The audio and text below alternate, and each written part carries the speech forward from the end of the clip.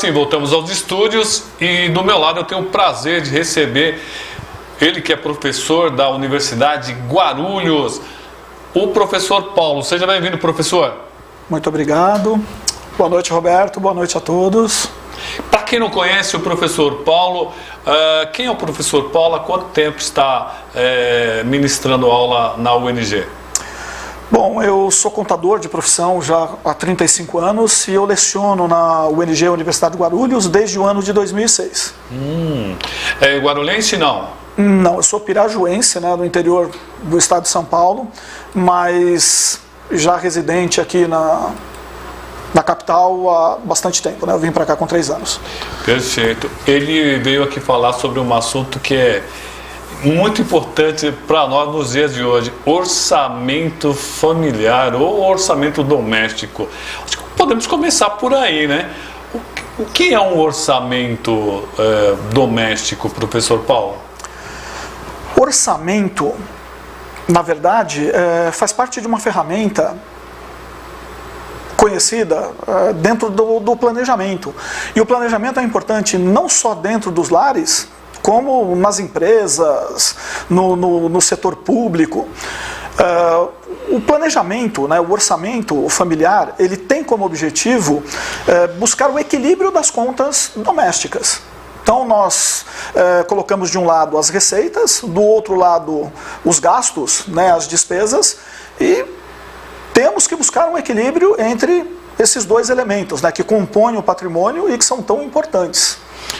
Professor Paulo, eu ouço muita gente dizer o seguinte: acabou o mês continuou e meu orçamento já acabou e é dia 20. Como evitar isso? Ou isso é possível, alguém acabar o dinheiro e o mês ainda continuar? Não, não é possível. Isso é o que leva ao descontrole orçamentário. A situação de endividamento. O dinheiro acabou, não tem como você esticá-lo, né? Você tem que trabalhar em cima das suas possibilidades. E o fato de você gastar mais do que ganha, fatalmente vai te levar a enfrentar sérios problemas financeiros. Mas aí quando o senhor começa a falar isso, professor, a primeira coisa: mas eu não tenho, eu ganho pouco. Como fazer? Planejar. Não há outra saída. Né? O dinheiro, ele não vai brotar, ele não vai procriar. Então, se você não pegar um caderno de anotações, uma planilha de Excel e não colocar na frente dos olhos o quanto você ganha e o quanto você gasta, vai ficar difícil.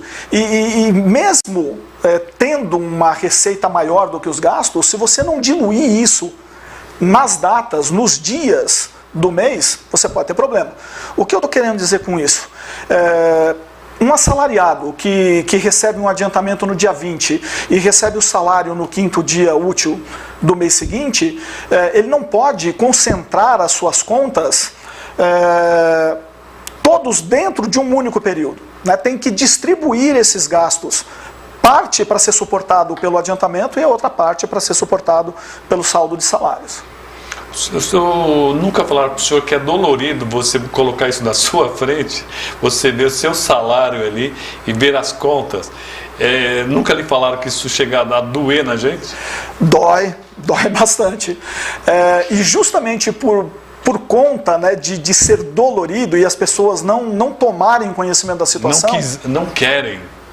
Então, é por conta disso que as pessoas acabam passando por situações financeiras dificílimas. Né? Você não pode fugir do problema, né? Você tem que enfrentar de cara mesmo. Né?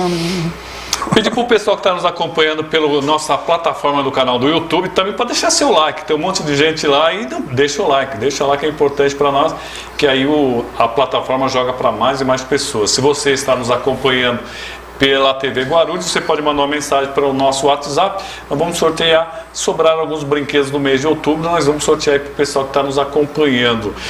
Professor, e essa inflação terrível? Olha, o arroz praticamente dobrou, agora está começando a cair um pouquinho, mas o arroz estava 15, 16, 18 reais o melhor, e de repente pulou para 30 reais. E aí teve o óleo de soja que todo mundo usa, que estava R$3, R$4, pulou para 8, 9. Como sobreviver a isso? É possível? Nos ensine, nos auxilie a tentar sobreviver num mês de 30 dias com o salário pequeno que nós temos. A inflação é um dragão. Há um ano atrás, né, nós tivemos essa alta no preço do arroz, e hoje, por mais que o preço esteja sendo reduzido, não retornou ao patamar que era anteriormente. O óleo de soja de R$3 para R$9 também foi um verdadeiro absurdo. Há muito tempo, né, eu não via uma inflação tão cruel. A cesta básica aqui no estado de São Paulo, ela ultrapassou os R$600. Ela está consumindo mais da metade do salário mínimo. Então, quando se fala de orçamento doméstico, nós não temos como fugir de certos produtos, né? A alimentação é básico. Existem alguns produtos que podem até ser substituídos, né? Mas com a alta geral de preços, fica difícil realmente buscar essa solução. Então você foge do preço do arroz, a batata disparou, teve um aumento de 40%. Aí você foge da batata para o tomate está R$7, R$8 o quilo. Não tem jeito. Gasolina também, se você usa gasolina, carro. R$7 o litro, está impraticável. Então, o que poderia ser feito? Deixa o carro em casa, vai para o transporte público. Fatalmente vai baratear o custo de vida. Mas hoje não tem como fugir. Né? Para tentar conter, cortar. Tem que cortar alguns elementos, né, que fazem parte do nosso dia a dia. Vamos colocar isso em bem simples. Eu pego um caderno, o que eu faço exatamente? Eu pego um caderno ou uma planilha, como é que eu começo a fazer isso, professor? A planilha, você coloca à sua esquerda, em primeiro, a sua receita. O que você vai receber? Quanto você ganha? Então, procure se tiver colocar... ajuda o salário de outras pessoas da família também coloca. Sim, quando se fala de orçamento familiar, temos que contar com a renda da família. Então, por datas, qual a receita, qual o dinheiro que vai estar disponível, e dentro dessa disponibilidade, começar a planejar, em primeiro lugar, aquelas contas que são mais essenciais. Uma conta de água, uma conta de luz, por exemplo, quando nós atrasamos, nós ficamos sujeitos a corte. E aí a situação vai complicar de vez. Então essas contas prioritárias, contas de consumo, né, das quais nós dependemos diariamente, têm que ser colocadas em primeiro lugar. Isso a gente faz por média. A gente sabe quanto consome, né, de água, de luz. Então a gente calcula uma média e já coloca essas contas na frente. Identificar aquilo que é considerado supérfluo e tentar cortar. Infelizmente, do jeito que a economia anda, com essa inflação fora de controle, ou nós cortamos aquilo que é considerado supérfluo, ou realmente o salário não vai durar até o final do mês. Outro ponto, energia elétrica. Né? Temos que economizar. A tarifa da energia elétrica, ela subiu absurdamente. Né? Estamos trabalhando na bandeira vermelha, por conta da seca, né, para ajudar, tirar aparelhos que não necessitem de ficar ligados, né, durante todo o tempo, tira da tomada. Né? Um pequeno gesto, às vezes, vai acabar ocasionando aí uma economia que é tão necessária nesses tempos que nós estamos vivendo. Então, procure colocar essas contas em primeiro lugar, né, que são prioritárias, e as demais, como supermercado, vestuário, planejar de acordo com o que você ganha. Né? É científico isso. Quando você começa a assumir obrigações muito acima das suas possibilidades, da sua renda, da sua receita, esse conjunto de elementos que compõem o patrimônio, né, os seus bens, direitos e obrigações, quando você aplicar essa equação, o seu patrimônio vai ficar negativo. né, e por conta do medo, né, que foi comentado aqui anteriormente, de enfrentar essas contas, não, tem que se colocar assim no papel e tem que aplicar essa equação. Isso funciona, não vai falhar nunca. Né, some os seus bens, direitos, né, a sua renda, subtraia as suas obrigações e o resultado, né, dessa equação vai dar a sua situação patrimonial. Se esse número for negativo, acenda a luz vermelha. Esse é um alerta que tem que ser bastante observado. Né, quando essa situação patrimonial fica negativa. Isso acontece com quem ganha um salário mínimo ou para quem ganha 10 mil reais. Se não fizer a equalização, vai ter problema. Vai ter problema, porque o patrimônio é um conceito universal. Né? Todos, sejam pessoas físicas, né, as pessoas naturais, nós, cidadãos, sejam empresas, seja o próprio poder público, todos têm que buscar esse equilíbrio orçamentário. Porque a partir do momento que esse patrimônio, essa equação começa a apontar a negatividade, né, as contas no vermelho, fatalmente vai se enfrentar problemas financeiros, e aí não importa se a pessoa ganha um salário mínimo, se ela ganha 10 salários mínimos. A gente sempre ouve falar, né? Quanto mais se ganha, mais se gasta. Evandro Reis, nosso telespectador, nos escreve dizendo: Roberto, pergunte ao professor se poderia levar essa matéria de orçamento doméstico à grade curricular das escolas de nível fundamental ou médio. Uma ideia interessante, não, professor? Isso já foi discutido, né? Educação financeira, ela deveria fazer parte da grade curricular desde os primeiros anos, né? Porque é fundamental. Né? A falta de conhecimento, às vezes, né? de saber como funciona essa dinâmica financeira, acaba levando a problemas. Né, mas isso já está sendo discutido, sim, e seria bastante saudável, né, para todo mundo. Muito bem. Um outro problema que o brasileiro tem, né, eu confesso que estou entre eles, é que a matemática é complicada para entrar na nossa cabeça. E pelo que eu tenho visto, tem muito aluno aí nas escolas estaduais, nas escolas fundamentais, que reclamam do mesmo problema, professor. É a matemática. Pois é, a matemática, que muita gente acha que existe para complicar, né, a vida dos alunos, né, especificamente falando, na verdade é uma ferramenta que, se bem utilizada, vai fazer uma diferença enorme no nosso dia a dia, na nossa vida. Eu sempre costumo dizer, né, todo mundo, quando me pergunta a profissão e eu me declaro contador, nossa, você deve ser expert em matemática, né? E na verdade não.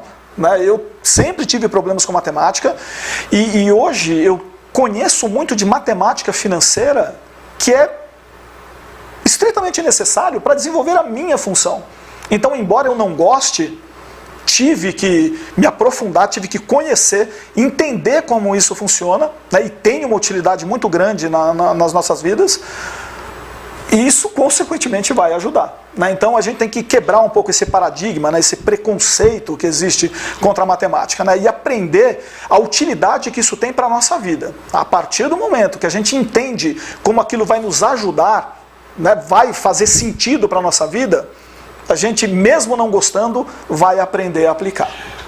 Professor, então, o professor me diz uma coisa: o que nós devemos fazer? Que tem muita gente que acaba aparecendo dinheiro do nada, sabe, quando, sei lá, 13º ou algum dinheiro que estava bloqueado, aí aparece, por exemplo, 1 ou 2 vezes o seu salário. A nossa tendência é o quê? É de fazer uma grande festa, de festejar. Quando aparece um dinheiro inesperado assim, o que devemos fazer, professor? Antes de mais nada, vamos voltar ao início, planejamento. Isso deveria ser colocado numa conta de aplicação, numa poupança. Uma reserva? Uma reserva para qualquer emergência. A gente sabe que as emergências acontecem. Então, quando acontece um imprevisto, a gente tem que lançar a mão, né? A gente tem que ter a proteção dessas reservas. O brasileiro, ele é muito consumista, ele é imediatista. Então, quando aparece um dinheiro, você acaba festejando, você acaba gastando tudo aquilo que deveria ser colocado como uma reserva no festejo, na própria festa, e acaba não sobrando nada, né, para essas situações de emergência que acontecem, são fatais. Isso costuma acontecer muito no final do ano, né? Entrou o 13º, vamos comprar presente de Natal para a família inteira, e se esquecendo daquelas contas que aparecem todo início do ano, IPTU, IPVA, material escolar. Então, ao queimar essas reservas, né, ao não planejar o que fazer com aquele dinheiro, a gente acaba passando um início de ano muito difícil. Nós não temos recursos, não temos aquela gordurinha, né, para poder arcar com essas contas. E não são imprevistas. Imagina quando alguma coisa imprevista acontece, né, a dificuldade que isso gera. Professor, outra tentação incrível são os empréstimos. Empréstimo, cartão de crédito, cheque especial é um veneno. O que o senhor tem? E logo estamos com a Selic subindo demais, né? Sempre foi alta, mas agora a coisa está complicada. E aí, como fugir dessas tentações, professor? Então, um dinheiro fácil, já pensou? Do nada aparece 5 mil reais na sua mão. Há 30 anos atrás, eu sempre ouvia dizer, olha, vai chegar um momento em que nós não vamos mais enxergar o dinheiro, né? O dinheiro físico, ele vai sumir. E falavam do dinheiro plástico. É a nossa realidade. Chegou esse momento. Hoje nós trabalhamos com cartão de crédito, débito, conforme eu citei, né, anteriormente, o ser humano, né, é consumista. E com as facilidades de crédito que o mercado oferece hoje, né, o cidadão ele tem uma renda de 2 mil reais. E aí, de repente, cai nas mãos dele um cartão de crédito com um limite de 5 mil. Isso faz com que o cidadão, ilusão, né, o consumidor, né? É uma ilusória. Ele sinta que tem um poder aquisitivo que, na verdade, não existe. E é uma bola de neve. Né? Com a taxa de juros, o Copom se reunindo e aumentando a taxa básica de juros, e a taxa do cartão de crédito, que já não era pequena, agora vai para a estratosfera, né? Vai fazer com que isso se torne uma bola de neve. Né? Você vai consumir, você acha que aquele limite de 5 mil ele faz parte da sua renda e não é, né? Então você estoura o limite, você não vai ter dinheiro para pagar. É aquela situação de descontrole patrimonial. Né? Você está assumindo uma obrigação que não será suportada pelos seus bens e direitos. Está além da sua renda. E aí, pagou o mínimo do cartão de crédito, aquilo vai virar uma bola de neve. A mesma coisa acontece com o cheque especial. É fatal. Entrou no cheque especial, isso não é difícil de acontecer, para entrar é muito fácil, para sair, complicadíssimo. Porque essa taxa de juros... Por que é tão caro, hein, Paulo? É quase uma agiotagem. É muito alto isso aí. Eu acho que tem agiota cobrando menos. Economicamente falando, né, por mais que a economia entre em crise, nós não ouvimos falar que as instituições financeiras elas estão passando por períodos difíceis. Se nós acompanharmos, né, os balanços patrimoniais, né, a divulgação das demonstrações financeiras dos bancos, eles anunciam lucro em cima de lucro. Também não é uma coisa muito difícil de se entender. O que esperar, né, de uma instituição que remunera o que você investe na poupança a 0,5% ao mês, e quando você necessita de um empréstimo, né, tomar um empréstimo junto a essa instituição financeira, eles vão te cobrar 10% ao mês. Né? Então esse ramo, né, bancário, né, os banqueiros, eles fazem dinheiro em cima de um dinheiro que não lhes pertence. Né? A pessoa investe no banco, eles pegam esse dinheiro investido, emprestam esses recursos e ganham, né, muito em cima dessa margem. Como eu disse, a poupança remunera 0,5%. As aplicações de renda fixa que remuneram melhor, remunera 1,5%, 2%, o empréstimo pessoal está girando aí no mínimo entre 4% e 5% ao mês. Olha como esse spread, essa diferença é realmente muito grande. Bom, vamos agradecer ao professor e também à Universidade de Guarulhos que acabou nos trazendo essa aula incrível para nós. Vamos ver se o pessoal libera o professor mais vezes aqui, porque nós temos que cuidar muito bem do nosso bolso para não passar necessidades, né? Como o professor mesmo diz, você pode passar dificuldade ganhando 1.000, 2.000 ou 10.000 reais, porque quanto mais se ganha, mais se gasta. Mais se gasta, né, professor? Mais se gasta. Obrigado, professor. Eu que agradeço. Muito obrigado pelo convite. Prazer é tudo nosso. Se alguém quiser falar com o professor, é melhor se inscrever. O senhor dá cursos aqui de matemática, como é que é na universidade? Eu sou professor dos cursos de administração e ciências contábeis, né? E eu leciono todas as disciplinas ligadas a essa área. Então eu tenho ali desde contabilidade básica, administração financeira e orçamentária, que fala justamente dessa parte de planejamento, auditoria. Parece que é uma área que sempre que nunca está em crise, o pessoal de contabilidade, né? Porque todo mundo precisa um pouco, né? Precisa. Até para administrar a própria vida pessoal. É bastante importante, sim. Muito obrigado, professor. Eu que agradeço pelo convite. Boa noite.